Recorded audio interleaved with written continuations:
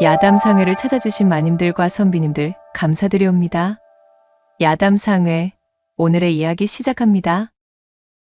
옛날 옛적 강원도 정선에 사는 원생이라는 산에는 오매불망 기다리고 있는 단 한 가지의 소원이 있었습니다. 그것은 바로 벼슬길에 올라 나랏밥 한번 먹어보는 것이었지요. 본디 선친이 물려준 재산이 그럭저럭이라 끼니를 유지하며 사는 것은 문제가 없었지만 언제까지나 번듯한 직함 하나 없이 선비나 불행이로 살 수만은 없는 노릇이었으니까요. 허나 타고난 두뇌가 아둔하고 맹하여 이를 악물고 죽어라 공부하여도 초시조차 한번 합격하지 못하고 미역국만 마시기가 여사였답니다. 그리하여 무려 8번이나 낙방한 후 이것은 도저히 자신의 길이 아님을 직감한 원생은 책과 책상을 싸그리 모아 부엌 아궁이에 던져놓고는 불쏘시개로 만들어버렸습니다. 하지만 그렇다고 해서 자신의 야욕을 깔끔하게 벗어던진 것은 아니었지요. 원생에게는 다른 생각이 있었더랬어요. 이 길이 아니면 내 다른 길을 열어서라도 반드시 벼슬길에 오르고야 말리라. 얼굴을 잔뜩 붉힌 원생은 그 길로 문전옥답 5마지기를 팔아치웠습니다. 그렇게 마련한 돈으로 100년 근산삼을 자그마치 10불이나 사들였지요. 행여나 상할세라 이끼로 조심조심 덮어놓고 굴피로 감은 뒤 그것을 보자기에 정갈이 싸질무어지고는 한양길에 올랐습니다. 바로 당대의 세도가 조대감댁을 찾아가기 위해서였지요. 산 넘고 물 건너 그렇게 머나먼 길을 쉬지 않고 걸어댄 끝에 지나가는 행인을 잡아 길을 묻기를 수천해 겨우 조대감댁 앞까지 당도할 수 있었습니다. 세상에, 과연 세도가 집안은 세도가 집안이로구만. 도대체가 이게 대문 밖에서부터 행렬의 길이가 이 웬 말이던가. 그랬습니다. 어렵사리 도착한 조대감댁의 대문 앞에는 권력의 진한 냄새를 맡은 파리떼들이 그야말로 들끓고 있는 실정이었습니다. 조대감을 아련하기 위해 얼마나 많은 사람들이 뇌물을 들고 줄을 서 있던지 그 줄의 길이가 끝간데도 없어 보였지요. 그렇게 반나절을 넘게 기다린 끝에 마침내 원생의 면담 차례가 되었습니다. 여독도 잊을 정도로 기뻤던 원생이 안내해주는 집사의 뒤를 따라 사랑방으로 들어갔습니다. 관상에서부터 욕심이 뚝뚝 흘러내리는 조대감이 보료에 기대어 장죽을 빼물고는 원생을 노려보고 있었어요. 원생이 납작 엎드려 고개를 조아리고는 입을 열었습니다. 대감마님, 평안하신지요? 저로 말씀을 드리자면 강원도 정선에서 됐고 가져온 것이나 이리 내어보시게나. 원생의 캐캐묵은 안부 인사를 썩은 무 도려내듯 싹둑 잘라버린 조대감의 일갈에 머쓱해진 원생은 제 주소와 이름을 쓴 종이를 산삼 보따리에 끼워 넣은 뒤 조대감의 발 앞으로 스윽 내밀었습니다. 어디 보자. 조대감은 심드렁이 보자기를 풀어보고는 그 안에 들어있는 산삼들을 내려다보았어요. 씩, 조대감의 얼굴에서 흡족한 웃음이 떠올랐습니다. 그것을 본 원생 역시도 속으로 됐구나 싶었지요. 내 그대의 뜻을 잘 알겠네. 하면 돌아가 기다려보시게나. 내 곧 사람을 시켜 연통을 넣도록 하겠네. 조대감이 제 수염을 쓸어넘기며 말했고 그 말을 들은 원생은 기뻐하며 뒷걸음으로 사랑방을 나왔습니다. 대감댁 대문을 나서던 원생은 벌써부터 제가 사또자리나 받아챙긴 듯 헐헐 나는 발걸음을 놀려댔어요. 가벼운 발놀림으로 먼 길을 건너라 올라오는 족통조차 잊은 채 원생은 집으로 돌아와 조대감의 연통만을 기다리기 시작했습니다. 하지만 한 달을 기다리고 또 2달을 기다려도 가타부타 이런 반구에 소식한 줄 올리가 만무했지요. 아니, 참으로 이상한 노릇이로구나. 벌써 기별이 왔어도 수백 번은 왔어야 하거늘. 이를 의아하게 여긴 원생은 이번에도 장롱 깊숙이 처박아두었던 비상금을 꺼내 송이버섯 꾸러미를 사들고는 또다시 천리가 멀지 않게만 느껴지는 한양길에 올랐답니다. 그리 도착한 대감댁 앞에서 또 한 번 기나긴 인파의 행렬을 뚫고 기다린 끝에 조대감을 아련하게 된 원생? 대감마님, 송구하오나 아무런 소식이 없기에 이리 다시 찾아뵙게 되었습니다. 하며 소식을 주지 않아 찾아왔음을 아뢰었더니 조대감의 대꾸가 기가 막혔습니다. 나 이런 싱거운 사람을 다 보겠네 그래? 단 한 번 산삼 쪼가리나 내민 정도로 벼슬 자리를 덥석 받는다면 이 조선 팔도에서 벼슬 한 번 안 할 사람이 거 어디 있겠나? 이런 답답한 사람 같으니. 조대감은 원생을 향해 이같이 갖은 면박을 주기에 이르렀고 할 말을 잃은 원생은 그저 자신이 가져온 송이보따리를 들이밀며 조대감의 눈도장이나 찍고 제 집으로 돌아올 수밖에 없었지요.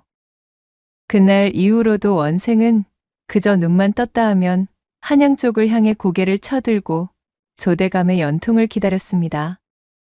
허구한 날 바라본다고 어디 기별이 올까요? 시간이 무심하도록 날이 가고 또 달이 가도 여전히 감감무소시 뿐이었지요. 참으로 답답한 노릇이로구만. 이것으로도 모자라단 말이던가. 조바심이 났던 원생은 이번에도 남아있던 논마지기를 정리하여 그 귀하다는 우황과 사양을 한아름 사들고는 한양길에 올랐습니다. 변함없이 들끓는 인파 틈을 헤친 끝에 겨우겨우 조대감을 만나 읍소했어요. 대감마님, 벌써 세 번째요입니다. 어찌 이리 연통 한 줄 넣어주실 생각을 아니하시는 것입니까? 조대감은 욕심이 그득한 턱을 쓸어만지며 원생의 하소연에 퉁명스레 대답하는 것이었지요. 거 사람 참. 내 조금만 기다리면 곧 정리되는 대로 기별을 한다지 않았던가. 아니 그렇잖아도 마침 초원관 자리에 공석이 생겨 내 자네를 점 찍어 두었는데 글쎄 느닷없이 북촌의 박대감이 찾아와서는 그 자리를 자신의 처남에게 넘겨줘야 한다며 통사정을 하질 않겠는가. 나 역시 물러설 생각이 없었네만 박대감이 워낙 나와는 막역한 사이다 보니 그만 내가 지고 말았네. 아무튼 내 자네를 잊지 않고 있으니 집으로 돌아가서 조금만 더 기다려보시게나. 내 곧 기별을 넣어줌세. 조대감의 말에 원생은 이번에야말로 꼭 좀 부탁드린다며 고개를 조아린 후 터덜터덜 자신의 집으로 돌아왔습니다. 물론 이후로도 약속은 지켜지지 않았고 무심한 세월이 쏜살같이 흘러만 갔지요. 그러던 어느 날이었습니다. 마당에서 긴 한숨을 내뱉던 원생이 손을 들어 햇수를 손꼽아보기 시작했지요. 세상에나 조대감댁을 들락날락하며 온갖 진귀한 뇌물들을 가져다 바친 지 벌써 6년이라는 시간이 흐른 뒤였습니다. 그때마다 멧돼지 같은 조대감은 원생이 가져온 뇌물만 쏙쏙 뽑아먹고는 그럴듯한 핑계를 잔뜩 늘어놓으며 원생의 애간장만 태웠지 변변찮은 자리 하나 내어주지 않았답니다. 어디 그뿐인가요?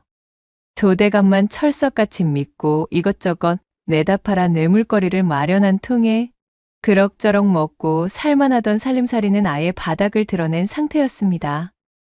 부하가 치밀대로 치민 원생이 이를 갈며 중얼거렸어요. 참으로 나라는 종자가 아둔하기 그지없었구나. 어찌 이리 어리석었다는 말인가?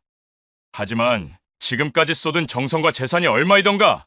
내 이번만큼은 반드시 되든 안 되든 결판을 짓고 오리라. 원생은 마지막으로 남은 세간살이를 몽땅 끌어모아 귀한 석청을 장만하여 또다시 조대감댁을 향한 한양행에 발을 실었습니다. 가는 내내 원생은 내 이놈의 영감탱이와 기필코 단판을 짓겠다며 전의를 불태웠지요. 기진맥진의 몸을 이끌고 조대감댁 대문 앞에 당도하니 분위기가 여느 때와는 확연히 다른 것이 우환이 끼어있는 집안 특유의 우울함이 담 너머로 흘러나오고 있었습니다. 아니, 대체 무슨 일이지?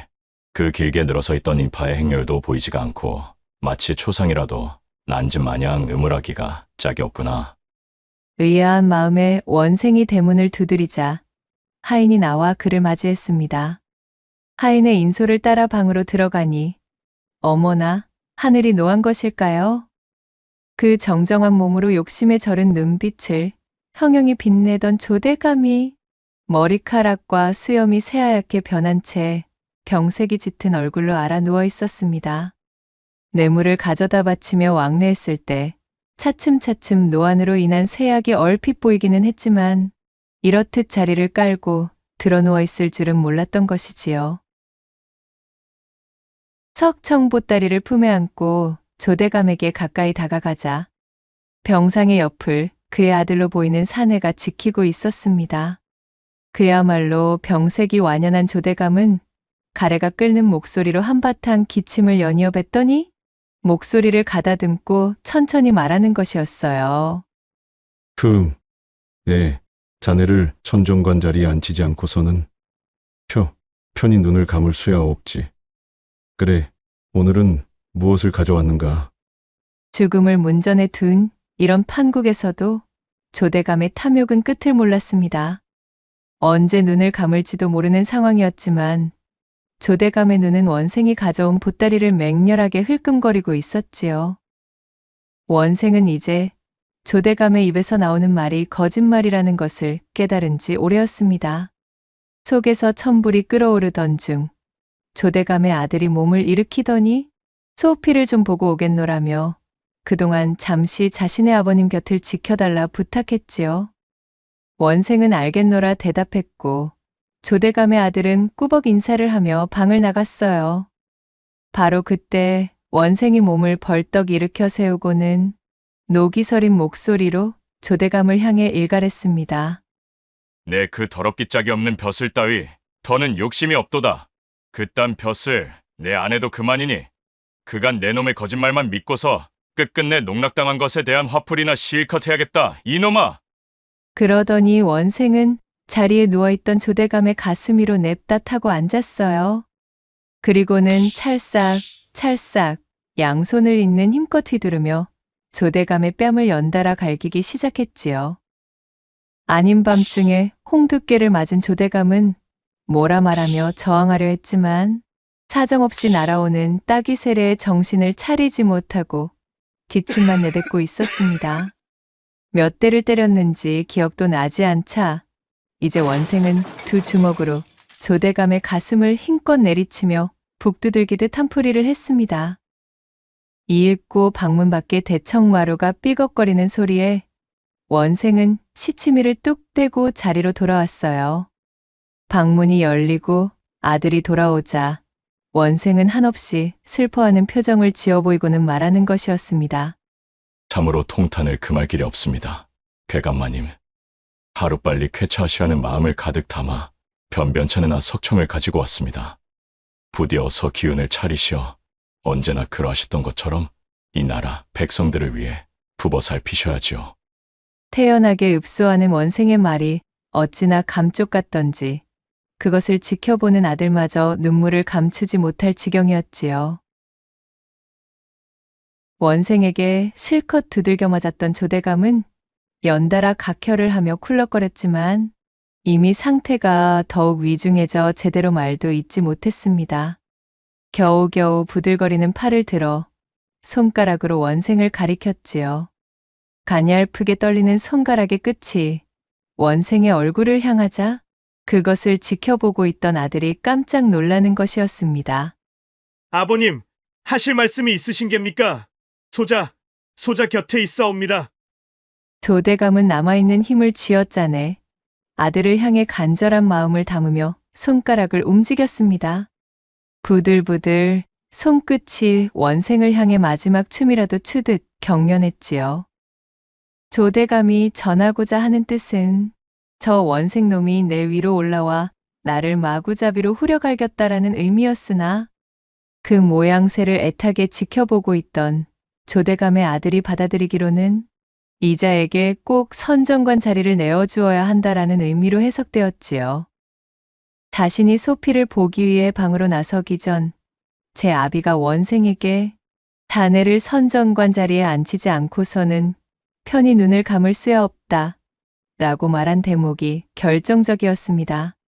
마지막 순간까지도 탐욕에 절어있던 조대감의 속내를 알리 없었던 아들은 그것을 제 아비의 유언으로 받아들이고 말았지요. 그리하여 원생은 더없이 홀가분한 마음으로 조대감의 집을 나와 자신의 고향으로 돌아가 버렸고, 그날 밤 상태가 위중해져 각혈을 멈추지 못하던 조대감은 결국 아등바등 모아둔 재물을 그대로 남겨놓은 채 눈을 감고 말았습니다. 곁에서 임종을 지키던 조대감의 아들은 눈물을 쏟으며 중얼거렸지요. 아버님, 마지막에 남기신 아버님의 유언, 소자가 꼭 지키겠습니다. 아들은 비통에 빠진 채 그렇게 맹세했습니다.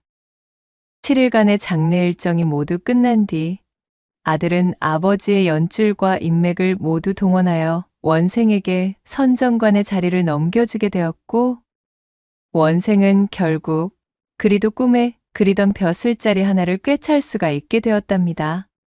마지막 순간에서야 벼슬을 품에 안은 원생은 어안이 벙벙했지만 그토록 인내한 자신에 대한 보답이 드디어 주어졌다며 기뻐했습니다. 선정관 자리에 앉게 된 원생은 벼슬을 얻고 난 뒤로는 그간 등한시하여 무너진 가세를 일으키기 위해 열심히 일했어요. 안 그래도 조대감에게 뇌물을 가져다 바치느라 허송세월을 보낸 마당이라 노총각의 신세가 되어버린 원생은 이제 자신에게 남은 것은 무너진 가세를 회복하는 것뿐이라며 혼인을 하기 위한 준비에 박차를 가했습니다. 그러나 여기서 사실 이 원생이라는 사내에게는 남들에게는 말 못할 아주 지독한 악취미가 있었으니 그로 인해 그는 좀처럼 자신의 입맛에 맞는 색식감을 구하지 못해 시간만 축내고 있을 뿐이었지요. 그러던 중 하늘이 이러한 원생을 굽어 살펴서였을까요? 노총각이었으나 청요직으로 분류되는 관직을 성실히 이행하던 원생에게 뜻밖의 혼담이 들어오게 되었습니다. 혼담의 상대는 혼기를 넘긴 외동딸을 시집 보내기 위해 이 총각 저 총각 여기저기 온갖 군데를 들쑤시며 선을 보던 맹참복내였습니다. 그러다가 사돈의 팔촌까지 엮어 관직을 역임하고 있던 친척에게서 좋은 신랑감이 한 명 있다며 추천을 받게 되었고, 그가 바로 선정관으로 재직 중이던 원생이었던 것이지요. 맹참봉이 원생을 직접 만나보니 제법 허우대도 좋았고, 또한 글도 막힘없이 잘 쓰는 데다가 당차 당상관으로 승진하기 위해 필요했던 청요직의 경력까지 충실하게 이행하는 사내였으니 노총각이라는 작은 흠은 맹참봉의 눈에 들어오지 않는 것이었습니다. 또한 청렴해야 하는 중요한 자리라는 뜻의 이 청요직이라 함은 누군가 꼭 맡아야만 했고, 나라가 제대로 돌아가기 위해서는 반드시 필요한 관직이지만 그걸 맡는 관원 당사자들은 조정 내에서 따돌림을 받기 쉽고 이런저런 정쟁에 휘말려 눈밖에 나기 쉬운 관직들이 줄을 이루고 있었지요. 그 때문에 품계에 비해서 매우 예우를 해주는 분위기였으며, 또한 고위직으로 승진할 때 역시 이 직별의 경력이 반드시 필요하도록 만든 것이었기에 참봉 명함을 제물로 얻은 맹참봉 집안의 수준에서는 더할 나위 없는 신랑감이었던 셈이었습니다. 이리하여 원생을 제 외동딸의 짝으로 점찍고 한창 혼담이 오고 가던 중 맹참봉의 안방마님이 신랑 될 사람을 한번 보고 싶다는 말에 자리를 마련하게 되었습니다. 사위가 될 원생을 자리에 앉혀놓고 이것저것 물어보니 원생은 안방마님 마음에 쏙 들게 시원시원한 대답을 던져 보였지요. 오늘 이렇게 자네를 보고자 한 것은 다른 것이 아니라 외동딸의 장래를 생각하는 이 어미의 마음이 극진하기에 그러한 것이라네. 부디 사위가 될 자네를 시험해본다 여기지 마시고 그저 자네가 생각하는 바를 솔직히 말해주면 된다네. 우리 집의 큰어른인 맹참봉 나으리의 주위 분들을 지그시 둘러보며 제법 먹고 살만한 사람치고 첩살림 안 차린 위인들이 없다네. 허나 나의 지아비이신 우리 맹참봉 나으리는 한평생을 남의 여자 치맛자락만 보아도 얼굴을 돌리시는 대쪽 같은 분이시지.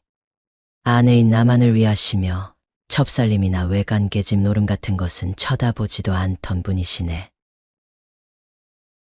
예비 장모인 안방마님의 말에 원생은 그 속에 담긴 속내를 대번에 알아차렸습니다. 노총각이 된 자신의 신세도 어디 가서 말을 꺼내기는 조금 못한 상황이지만 노처녀가 된 외동딸 하나 치워내는데 무슨 유난이 이렇게 심한가 싶은 마음이 들었지요. 하지만 그러한 마음을 얼굴에 드러내지 않은 채 모범 답안을 뱉어내기 시작했습니다. 무슨 말씀을 하시려는 것인지 잘 알겠습니다. 저 역시도 여색을 밝히다가 패가 망신한 경우를 여러 보아왔지요. 제 주변 관료들 중에서도 그런 사람이 한둘이 아닙니다. 본디 저라는 사람이 뜻한 바가 있어 그릇된 길로 나아갈 마음은 추호도 없으니 그 점은 안심하셔도 될 듯합니다. 혼인 이후로도 제 아내가 될 따님만을 항시 위하며 연모하도록 하겠습니다. 자네가 그리 말해주니 이제야 안심이 되는구만. 참으로 고맙네. 우리 참복나리가 사윗감 하나는 참으로 잘 골랐구만. 서슴없이 대답하는 원생의 태도에 안방마님은 흡족해하며 그에게 진수성찬을 차려 대접해 주었지요. 그렇게 원생은 융숭한 대접을 받은 뒤 돌아갔고 사윗감을 면접 본 안방마님이 고개를 끄덕이다가 문득 어떤 생각이 들었습니다. 생각해보니 여색을 밝히지 않는다함은 곧 우리 참복나리와 같은 심성을 가진 사내라는 소리인데 그렇다면 한 가지 미심쩍은 곳이 있다는 말씀이야. 그리하여 안방마님은 저녁에 맹참봉이 퇴청하여 저녁상을 물리고 나자 그 앞에 다소곳이 앉아 자신이 사윗감인 원생을 불러 이런저런 이야기를 나누었음을 밝혔어요. 사윗감을 만나본 소감이 어떻더냐는 맹참봉의 물음에 안방마님이 조심스레 답했습니다. 참으로 우리 사윗감인 원생이 그야말로 저희 지아비 인나리를 빼다 박았습니다. 어쩜 그리도 두 사람이 닮은 구석이 많던지 제가 깜짝 놀랐지 뭡니까. 특히나 집안에 충실한 점이나 여자를 대쪽같이 멀리하는 점이 아주 판에 박았더랬습니다. 이야기를 나누어 보니 우리의 외동딸을 믿고 맡겨도 될 정도의 사내더군요. 제 아내의 말에 맹참봉이 껄껄 웃으며 대답했지요. 허허, 그럼 내가 사람 보는 눈이 아주 정확한 사람 아니던가. 혼기를 훌쩍 지났으면 어떠한가. 외려 그런 성품을 지닌 사내는 나이에 상관없이 진귀한 법이란 말씀이지. 그러자 안방마님이 맹참봉 곁으로 바싹 다가와 앉는 것이었지요. 그러나 날이 사윗감을 만나 이야기를 나누고 보니 또 다른 걱정거리가 하나 생겼지 뭐겠습니까? 아니, 걱정이라. 그것이 무엇이오? 맹참봉이 궁금해하며 묻자 안방마님이 얼굴을 살며시 붉히며 대답했어요. 그러니까 그것이 사윗감이 어째 나리와 너무도 닮아 있으니까 드리는 말씀인데 실은 제가 나리와 혼례를 치르고 초야를 맞이했을 때 저는 하마터면 기절할 뻔했지 뭡니까? 기절이라니. 대체 무엇 때문에 그랬다는 것이오? 의아함이 커진 맹참봉이 거듭 질문하자 안방마님이 더욱 얼굴을 붉히며 기어들어가는 목소리로 답했지요.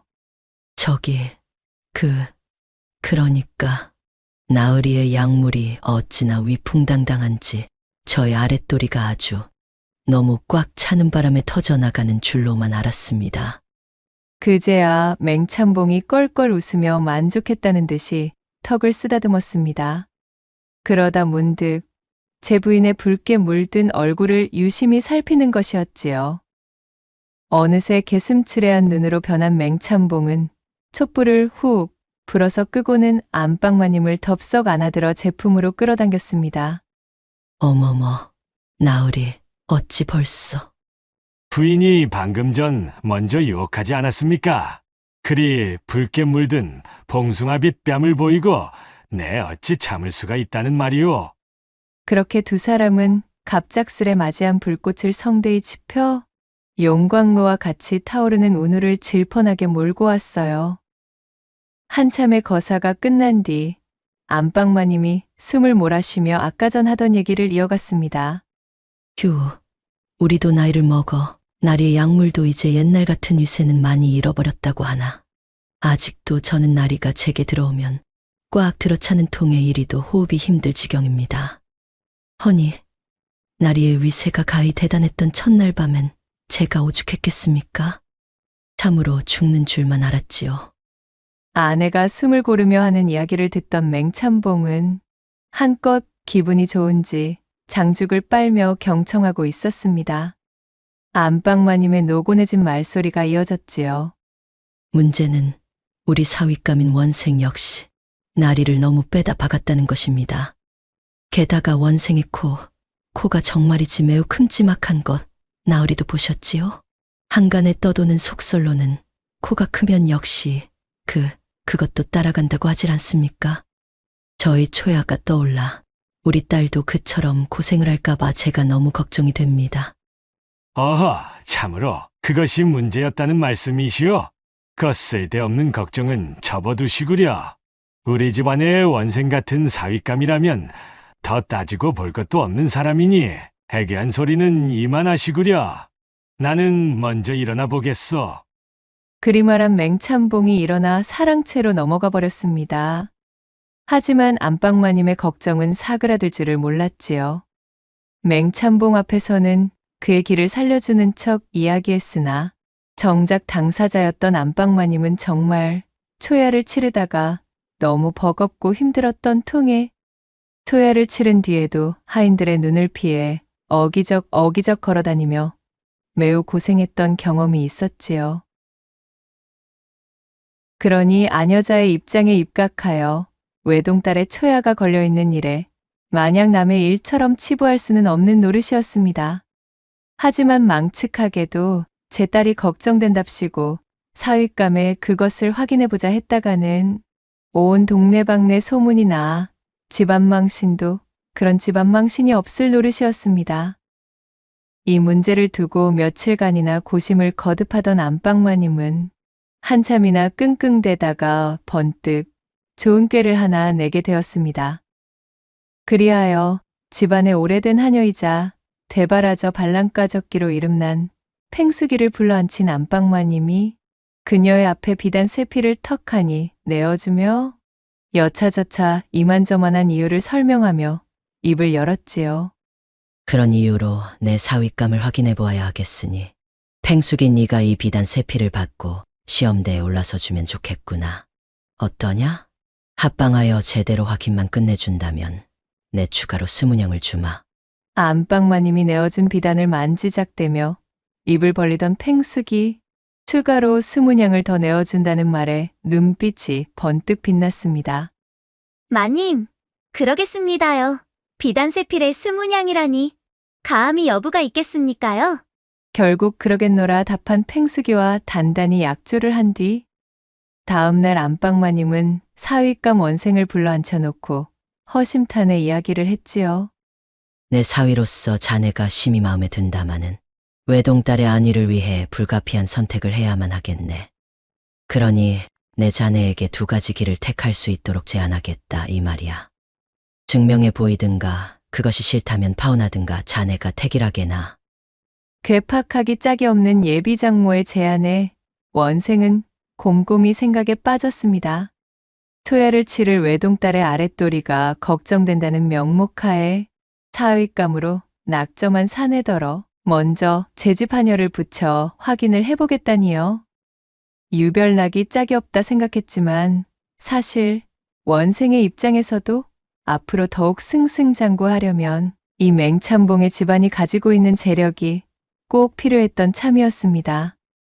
게다가 노총각인 자신이 이보다 더 좋은 집안과 혼담을 성사시킬 수 있을지 확신도 없었지요.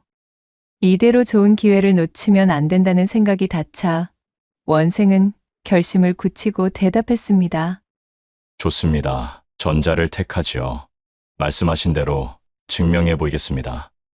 여자 보기를 돌같이 하던 제게 있어서 혼담을 정한 신부감이 아닌 다른 여인, 그마저도 처가의 하녀와 먼저 합방을 해야 한다는 사실이 조금 마음에 걸리지만 어쩌겠습니까? 그렇다고 예비장모님 앞에서 증명해 보이겠답시고 훌렁 벗어던질 수는 없는 노릇 아니겠습니까? 뜻대로 하겠습니다. 그리하여 백주대 낮에 맹참봉대 가녀 팽수기와 원생은 별채의 손님방으로 들어가게 되었습니다. 밖에서 한참이나 앉아 일이 끝나기만을 기다리고 있던 안방마님의 귓전에 일순 깨악하는 외마디 비명소리가 들렸습니다. 깜짝 놀란 안방마님이 귀를 쫑긋 세우고 고개를 치켜드니 비명소리는 다름 아닌 손님방으로 들어간 팽수기의 것이었지요. 이윽고 문이 벌컥 열리면서 팽수기가 제대로 치마도 여미지 못한 채 헐레벌떡 뛰어나왔고 열린 문 틈 사이로 원생이 겸연쩍은 듯한 얼굴로 머쓱해하며 안절부절 못하고 있는 것이 보였습니다.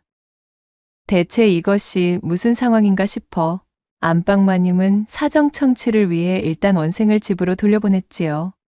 머리를 긁적이던 원생이 옷을 주워 입고 자신의 집으로 돌아가자 안방마님은 기다렸다는 듯이 팽수기의 손을 잡아 끌고는 방 안으로 들어가 앉았습니다. 헌데 따라 들어오는 팽수기의 모양새가 어쩐지 요상하기 짝이 없었어요. 걸음을 걷는 모양새가 어기적 마치 기저귀를 찬 어린아이 걸음마와 같은 꼬락선이었습니다. 그 모습을 본 안방마님이 아차 싶어져서 냅다 묻는 것이었어요. 세상에.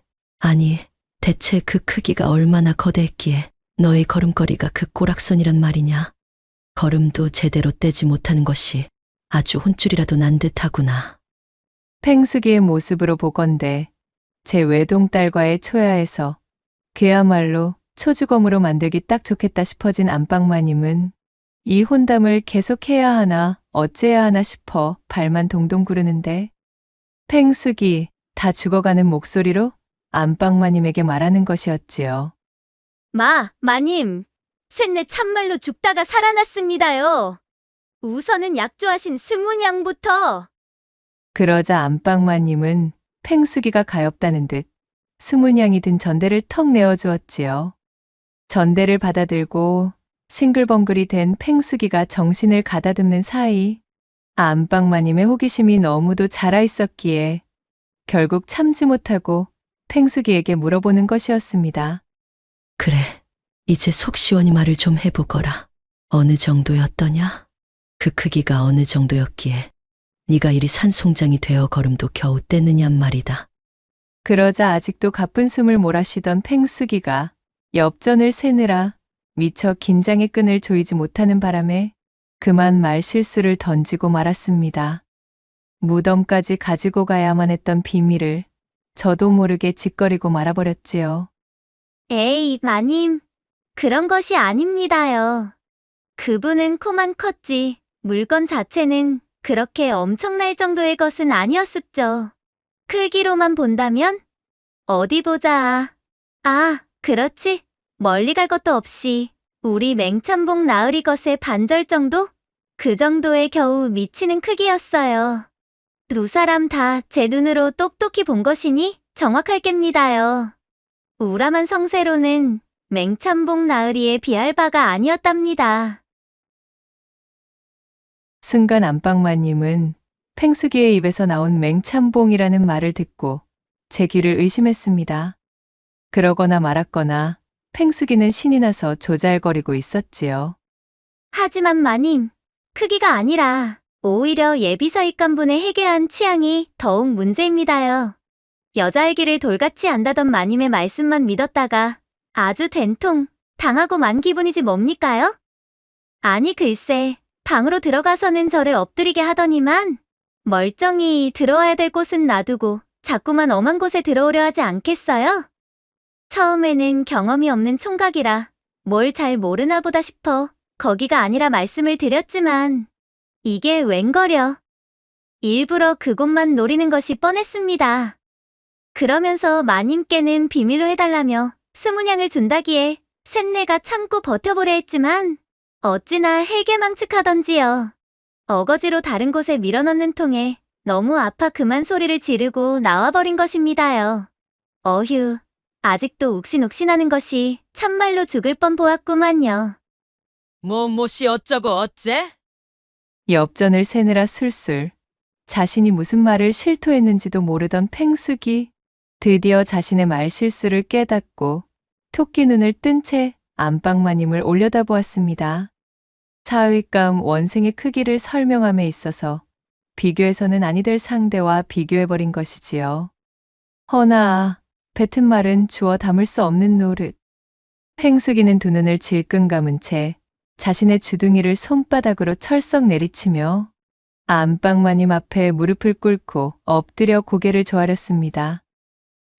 마님, 죽을 죄를 지었습니다요.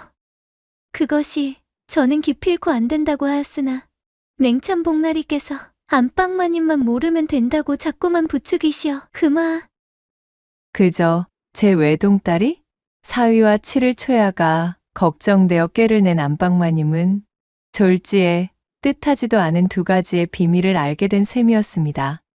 첫째, 다른 여자의 치맛자락만 보아도 고개를 돌린다 여겼던 자신의 지아비 맹참봉이 사실은 제 집 하녀 팽숙이와 진득한 온우지정을 나눈 사이라는 사실. 그리하여 맹참봉의 그곳 사정을 팽숙이가 훤히 꿰고 있다는 점이었고, 둘째로는 예비사위의 해괴한 성정. 자신의 지아비와 쏙 빼닮아 여인이라고는 모르는 순진한 노총각인 줄로만 알았던 예비사위가 실은 엉뚱한 곳에 미쳐있던 해괴망측한 사내라는 점이었지요.